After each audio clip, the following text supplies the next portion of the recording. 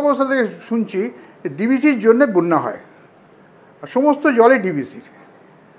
সে Kolkata ভাসলো DBC, সে মানে যে দুনিয়ার যে কোনো জায়গায় জল বৃষ্টি হলে জল জল জমলে সেটা ডিবিসির জল।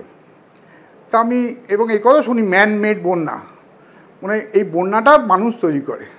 অফকোর্স ম্যান মেডই বন্যা।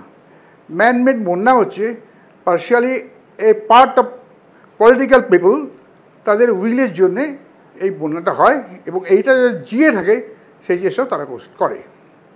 আজকে বর্তমান পশ্চিমবঙ্গ সরকার বহুদিন গভর্নমেন্টে আছে, এবং প্রত্যেকবারই বন্যা হয়, এবং তখন এখানকার কর্ণধাররা দেখায় যে ডিবিসির জল বন্যা হয়েছে এবং তার জন্য কলকাতা ভেসে গেছে, তার জন্য বাংলা ভেসে গেছে।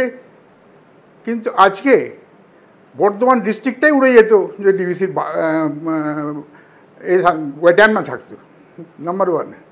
আর নাম্বার টু, ডিবিসি জল ছাড়ে উইদাউট ইনফরমেশন, এই যে একটা বিরাট বাজে কথা মানুষকে বোঝানো হচ্ছে, জানানো হচ্ছে, সেটা অত্যন্ত দৃঢ়ভাবে প্রতিবাদ করছে। আজকাল স্যাটেলাইট সিস্টেম হয়ে গেছে, ইভেন চিফ মিনিস্টারের ঘরে পর্যন্ত এই রিপোর্ট যায়, মানে ডিসপ্লে হয়, চিফ ইঞ্জিনিয়ার মাইথন ডিসপ্লে হয়। এইসব জিনিস আমার সময় ছিল না।